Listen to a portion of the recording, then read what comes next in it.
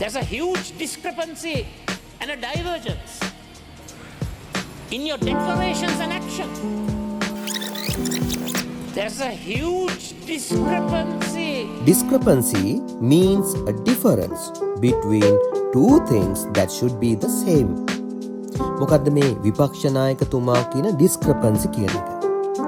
discrepancy කියලා කියන්නේ එක වගේ විය යුතු දෙකක්. හැබැයි ඒක වෙනස්. වෙනසකට හැබැයි ඒ වෙනස නෙමෙයි එතන තිබිය යුතු එක වගේ විය යුතුයි. මම මේක මෙන්න මෙහෙම උදාහරණයකින් කියන්නම්කෝ. මේ බලන්නකො මේ ළමයා කියන කතන්දරේ. Look at this.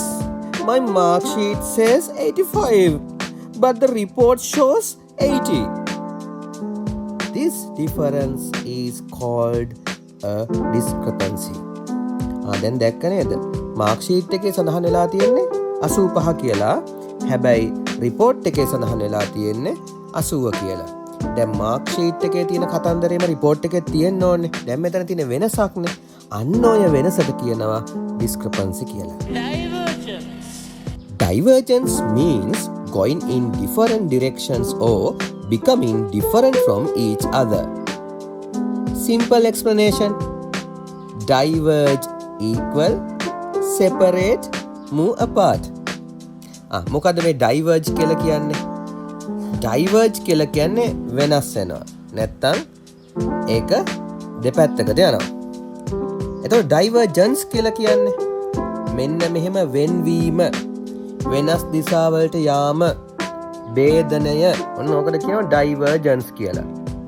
It is used when things start together but later become different. diverge කියලා කියන්නේ ඒක එකට පටන් අරගෙන ටිකක් වෙලා යනකොට ඒක වෙන් වෙලා පැති දෙකකට යනවා, වෙනස් වෙලා යනවා. There is a divergence of opinions among the teachers. දැන් ගුරුවරු දෙදෙනෙක් එකම අදහසේ මුලින් ඉඳලා පස්සේ ඒ දෙන්නගේ අදහස් දෙක වෙනස් වෙලා ගිහිල්ලා. divergence එක. The two roads show a divergence after the bridge. දැන් පාරවල් දෙකක් එක සමානවම ගිහිල්ලා. හරිද? සමාන්තරව ගිහිල්ලා. හැබැයි දැන් මොකද වෙලා තියෙන්නේ bridge එකෙන් පස්සේ? මේ දෙක වෙන් වෙලා දෙපැත්තකට ගිහිල්ලා. There's a huge discrepancy and a divergence in your declarations and action. What is our opposition leader trying to say? Actions don't match their words.